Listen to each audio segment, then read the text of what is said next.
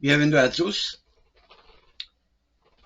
L'Évangile de Marc, le chapitre 6, le verset 30. Aujourd'hui, on va donner un titre au message. Raconte-moi ce que tu as fait. Parce que c'est là l'Évangile de Marc qui rentre en ligne de compte et qui nous dit les apôtres s'étaient rassemblés auprès de Jésus, lui racontaient tout ce qu'ils avaient fait et tout ce qu'ils avaient enseigné. Si Jésus nous demandait la même chose aujourd'hui, raconte-moi ce que tu as fait. Mettons hier, il y a une semaine, un mois, un an, les derniers 30 ans qu'on a été au service de Dieu. Raconte-moi ce que tu as fait. Raconte-moi ça. Moi, là, je veux le savoir. Qu'est-ce qu'on répondra à Jésus?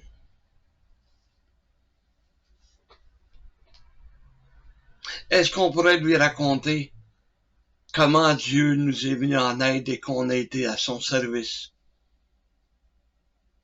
Ou bien si on aurait honte, ou si on baisserait la tête, parce qu'on ne saurait pas quoi répondre à Jésus, parce qu'on aurait négligé sa parole. Si Jésus nous demandait, qu'est-ce que tu as fait avec Matthieu 28, verset 18.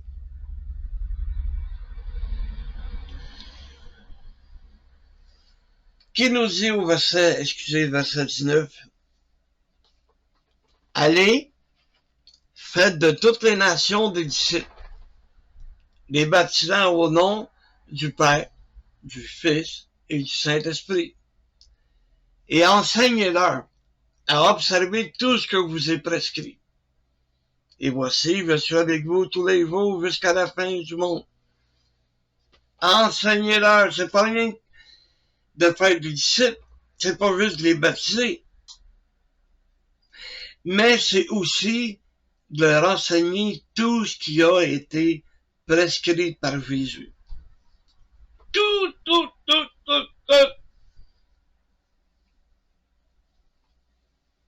Mais comment les enseigner quand nous-mêmes on ne le met pas en pratique? Comment leur enseigner si on n'est pas capable d'être une lumière pour eux autres? Si on n'est pas capable d'appuyer nos paroles par des gestes? Prenons l'exemple. La Bible nous dit, aimez-vous les uns les autres. Mais quand tu témoignes, est-ce que les gens peuvent voir que tu as de l'amour? Ou bien si les gens vont voir ta colère, ils vont voir ta haine, ils vont voir tes rancunes. Comment leur enseigner que c'est important d'être sauvé, c'est important de devenir membre de l'Église, c'est important d'aller à l'Église, si toi-même tu y vas pas? Si toi-même, tu t'amuses à sauter, ça te tente pas. Tu te lèves un matin, ça te tente pas, tu te recouches. Je suis trop fatigué. Ben oui, mais couche-toi le samedi soir. Oui, mais c'est le seul temps où je peux avoir du fun. Servir Dieu, c'est pas le fun.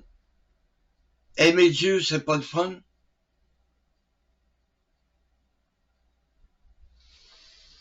C'est à nous à appuyer ce que l'on dit. C'est à nous à démontrer que c'est important. Mais est-ce qu'on va avoir pris soin? Est-ce qu'on peut dire à Dieu, j'ai tout fait? J'ai tout fait. Peut-être pas à la perfection, mais j'ai tout fait pour être un de tes fidèles serviteurs. Mon désir, c'était de gagner des âmes. Mon désir, c'était d'aller vers les âmes. C'était d'aller leur témoigner de saint nom de ton Fils. C'est ça qui était mon but. C'est ça qui était ma vie. Et c'est ça qui continue à être ma vie. Ensuite, qu'est-ce qu'on va avoir fait avec Romains 13? Romains 13. Le verset 13. Marchons honnêtement, comme en plein vous, loin des excès, de l'ivrognerie, de la luxure, de l'impudicité, c'est-à-dire qu'il n'y a pas de pudeur, des querelles et des jalousies. Marchons honnêtement. On revient souvent parce qu'on vit dans un monde où ce que l'honnêteté n'existe plus.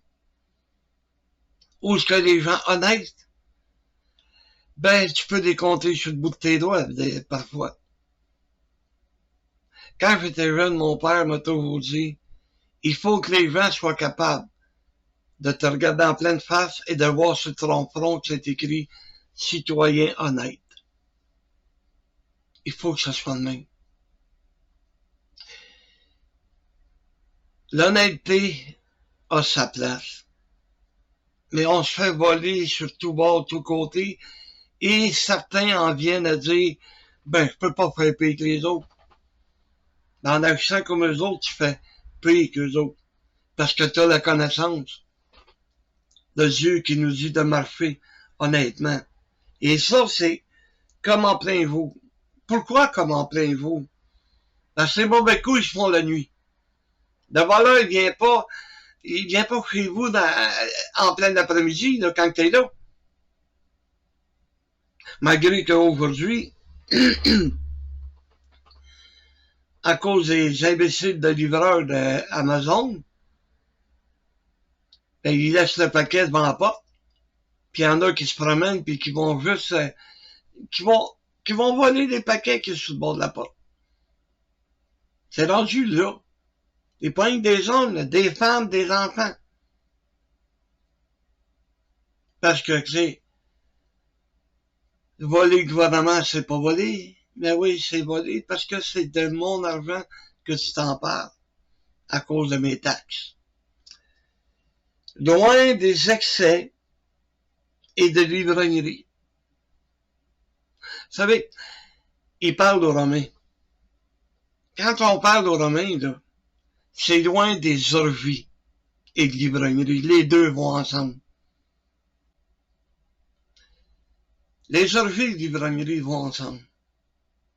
Les gens se réunissaient, mangeaient à l'excès et buvaient à l'excès pour ensuite tomber dans une phase sexuelle. C'était ça, les orgies romaines. Alors, pour ça que Paul, il parle pas des excès, là. Quand il parle des excès, il parle des orgies qui étaient faites à cette époque. De la luxure. Vous savez, les gens, ce qu'ils veulent, c'est montrer de richesse. Ils veulent de la luxure. Les patrons d'entreprise, un exemple. Ils s'achèteront pas une caravane. Ils s'achèteront pas une auto. Ils vont acheter une auto, mais autrefois, c'était des Cadillacs qui étaient recherchés. Et aujourd'hui, t'as toutes sortes de chars qui dépassent les 100, 150, 200 000 piastres. Tout ça pour montrer qu'ils sont riches.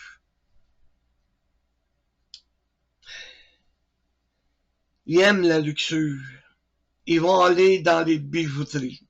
Ils vont acheter des bijoux qui ont un prix exorbitant, que tu pourras jamais te permettre ça dans ta vie. Tout ça pour montrer qu'ils sont riches. Ils aiment la luxure. Et de l'impudicité, il n'y a pas de pudeur. Et regarde les jeunes aujourd'hui, comment ils sont habillés, il n'y en a pas de pudeur. C'est effrayant. Il y a une chanteuse populaire qui s'appelle Shania Twain. Quand elle est devenue populaire, elle a commencé à se promener en... Ils appellent ça des T-tops, tu sais, là. Qui voyaient le nombril, puis... et là, les jeunes, ça, ils ont parti là-dessus, puis ah ouais, donc. Tu sais, quand la mini-jupe est arrivée, les jeunes filles étaient en mini-jupe tellement courte, là, que tu voyais la couleur de deux bobettes, là. Tu sais, plus qu'ils vont, plus qu'ils ont des choses plongeantes, là. T'as la moitié des seins qui sort. Ben, c'est pas tellement pudique. Ça donnait un genre d'impudicité. Des querelles puis des jalousies. Ah, les querelles et les jalousies. Les querelles, ça prend pas grand-chose. Un mot de travers, mais le yob est pogné, comme on dit par chez nous. Ben, il dit, tiens-toi loin de ça, là. Loin des querelles. On n'en a pas besoin. Si tu as un problème avec un frère, avec une sœur, va et règle-le tout de suite. Attends pas que ça soit un gros abcès, t'es tout près de crever. N'a pas besoin de querelle. Querelle avec nos femmes. Tout ça parce qu'elle n'a pas placé à s'allier à la bonne place. C'est des conneries, les querelles, ben souvent. Ça commence par une connerie. Il dit, ne vous couchez pas sur votre colère. Quand tu t'engueules avec ta femme, avec ta vieille, là, combien de fois tu t'es couché sur ta colère? T'étais en s'il vous plaît après ta femme. Tu y en voulais, t'étais en chicane. Et bien souvent, ça va loin, très loin. Ça se baboune l'un et l'autre pendant des jours. Alors, on règle ça tout de suite, hein. M'excuse. Ah, tabarouette. Hey, c'est donc dur à dire ça. Ah! Donner raison à ta femme. Ah, que c'est dur, que c'est dur. Puis c'est la même chose du côté de la femme. Donner raison à ton mari. Ah! Oh, Seigneur, c'est trop. Tu m'en demandes trop. Ben, le Seigneur, là, il est contre tes querelles. Fait que c'est mieux de régler ton cas le plus rapidement possible. Loin des querelles pis des jalousies. Ah, la jalousie. T'es pas capable de te réjouir que quelqu'un ait réussi. Il a réussi à s'acheter une belle petite auto, une neuve. Tandis que toi, t'étais quoi avec ton vieux char? Toujours les mêmes qui ont tout. On l'a-tu entendu souvent, ça? Toujours les mêmes qui ont tout. C'est pas vrai. Moi, il y a des affaires, là, que j'ai pas eu besoin d'être jaloux. J'étais content qu'un frère ou une sœur se permette ça. Parce que je savais qu'un jour, j'étais pour me bénir puis j'étais pour avoir la même chose. Ah oui. Je vais pas être jaloux.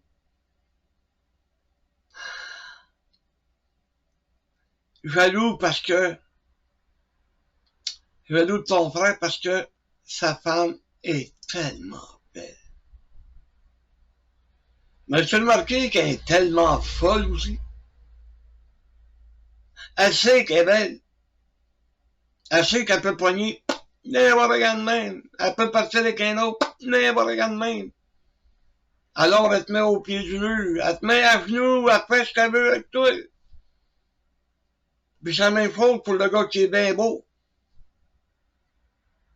Je vais pas être jaloux.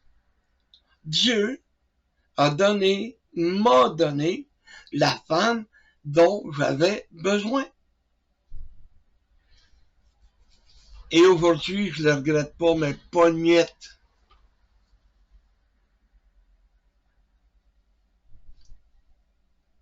Pour le meilleur et pour le pire.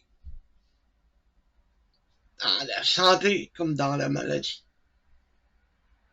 Mais aujourd'hui, je suis malade. Remarquez, elle aussi, ma femme est malade. Mais je suis malade. Et quand je pense que j'aurais pu être marié à quelqu'un d'autre, est-ce que ce quelqu'un d'autre aurait été comme ma femme? Ma femme qui est là puis qui m'aide en tout temps, en toutes choses, qui est toujours là pour tout. J'aurais peut-être pas trouvé ça. Dieu avait préparé la femme dont moi j'avais besoin. Il a fait la même chose avec nous autres, avec toutes vous autres. Il a fait la même chose, il vous a donné la femme ou le mari que vous aviez besoin. Alors c'est à nous à en prendre soin. Alors, loin des jalousies. On n'en a pas besoin de jalousie. Ça cause tellement de problèmes. Hey. Ensuite de ça, mais revêtez-vous du Seigneur Jésus-Christ et n'ayez pas soin de la chair pour en satisfaire les convoitises. Et se revêtir du Seigneur Jésus, c'est avoir ses pensées. C'est de faire comme lui. C'est d'agir comme lui a agi. Revêtir le Seigneur Jésus, ça va nous aider à pas satisfaire la chair. Et c'est là que on voit dans Éphésiens 1, à partir du verset 11,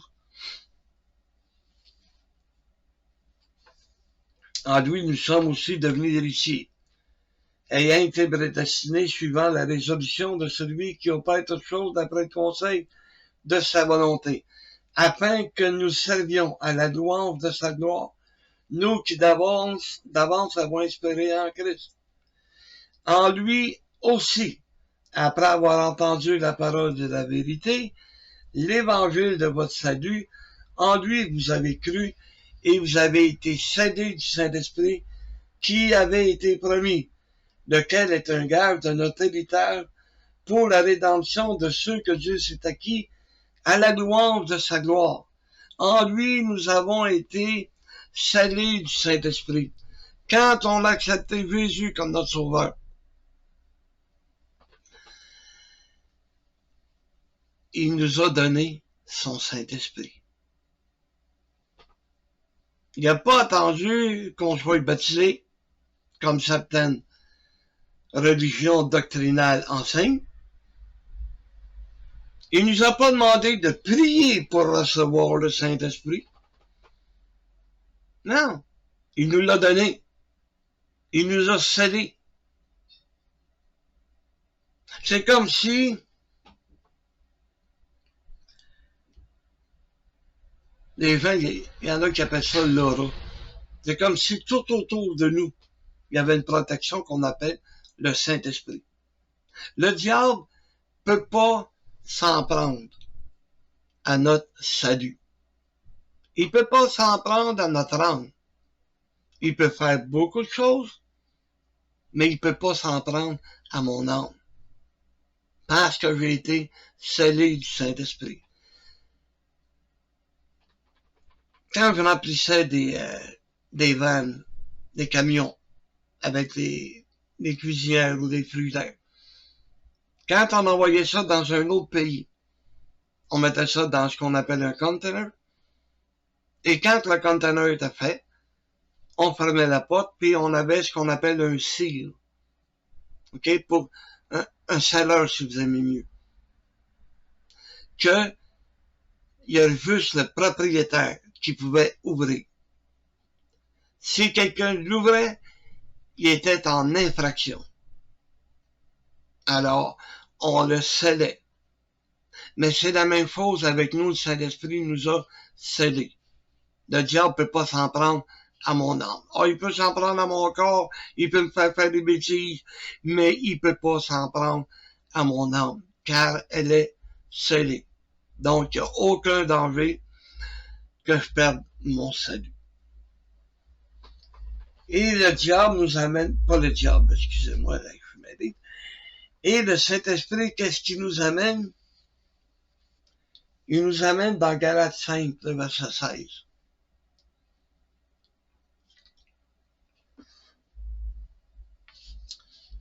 Je dis donc, marchez selon l'esprit. Et vous n'accomplirez pas les désirs de la chair, car la chair a des désirs contraires à ceux de l'esprit, et l'esprit en a de contraires à ceux de la chair. Ils sont opposés entre eux, afin que vous ne fassiez point ce que vous voudriez. La chair a des désirs contraires à ceux de l'esprit.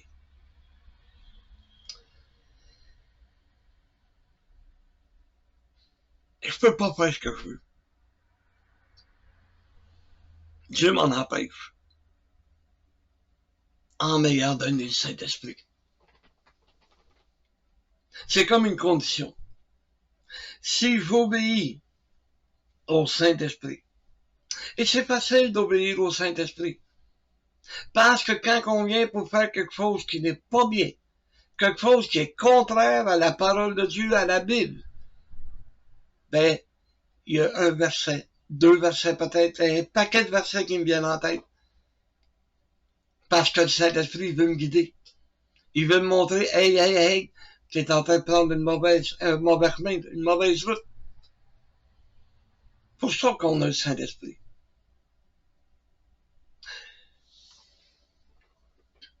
Quand j'étais petit, j'aimais ça écouter des pierres à feu, le Flintstone. Et je trouvais ça drôle. Sur une épaule, t'avais le petit diable qui essayait de convaincre Fred Caillou. Il essayait de le convaincre de mal agir. Et sur l'autre côté, ben là, t'avais un petit ange, Fred Caillou, qui disait à Fred, fais pas ça, tu vas te mettre dans le trouble, tu vas avoir des problèmes, puis bon. Mais c'est la même chose, le Saint-Esprit, c'est une image que je veux vous donner, comment le Saint-Esprit agit. Le diable va mettre sur ton cœur de faire des choses qui sont contraires à la parole de Dieu, contraires à la Bible. Et le Saint-Esprit est là, et il essaie de te guider pour que tu renonces à ce que le diable essaie de t'amener à faire. Vous savez, toutes les choses qu'on a vues, là. La jalousie ne vient pas de Dieu. Il nous dit de nous réconcilier. Et il nous dit de pardonner. Il nous dit d'aimer. Le Saint-Esprit va nous rappeler tout ça.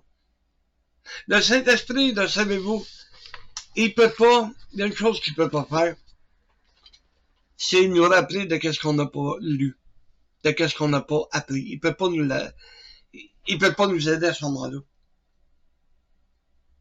Mais depuis qu'on va à l'église, on a appris comment se comporter. On a appris comment agir. On a appris à plaire à Dieu. Et si tu vas dans une église où qui t'amène à plaire à ton pasteur, ben t'es dans l'erreur. Si tu vas dans une église qui t'amène à te détourner de la parole de Dieu, oh, ça c'est pas nécessaire, ça on n'en a pas de besoin, ça veut dire que ça tu peux arracher la page, mais tu vas avoir à répondre pour tout ça. C'est pas compliqué, tu vas avoir à répondre. Parce que la parole de Dieu est claire. Il faut obéir à la parole de Dieu, non pas obéir aux hommes. Vous savez, c'est comme les scribes et les pharisiens.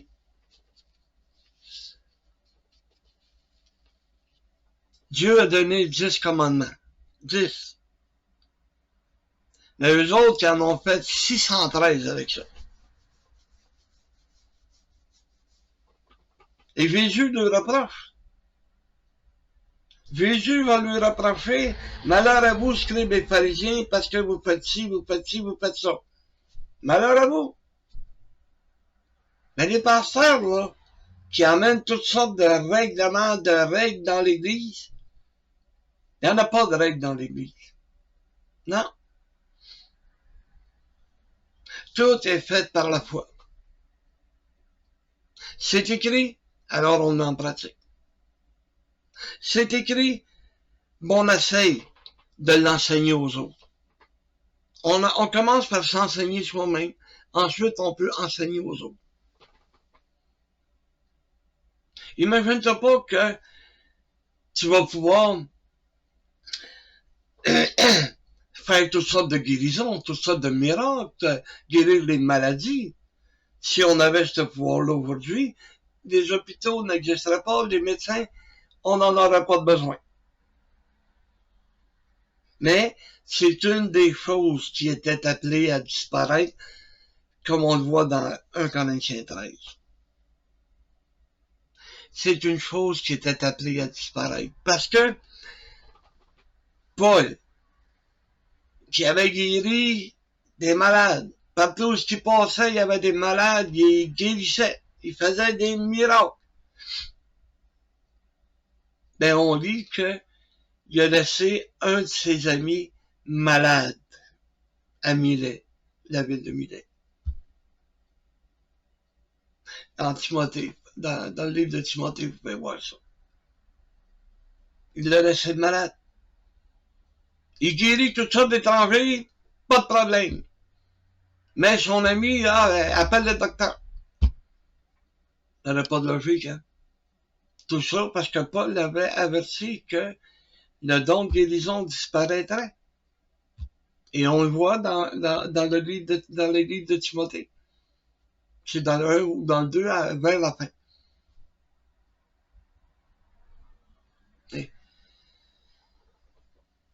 C'est ça la parole de Dieu. C'est ça qu'il nous enseigne. Qu'est-ce qu'on a fait avec ce que Jésus nous a laissé? Avec les dons qu'il nous a donnés. Et le fameux don, c'est le don du Saint-Esprit. C'est lui le don. L'amour, c'est un don. Parce qu'on peut aimer, mais c'est pas tout le monde qui peut pratiquer l'amour du Seigneur. C'est pas tout le monde, c'est comme un don qu'il nous a donné. La foi, un autre des dons que Dieu nous a donnés. L'espérance. C'est un don que d'espérer. Ah oui. Parce que comme que beaucoup de gens disent, oh, ça va tellement mal. Ben oui, mais espère. T'as juste à espérer. Demain, ça peut être fini. Demain, on peut être enlevé. Demain, Dieu peut te donner la solution à ton problème. Alors, c'est comme un don. Il y en a qui espèrent beaucoup. Il y en a qui ont de l'espérance. Mais il y en a d'autres qui vivent au jour le jour.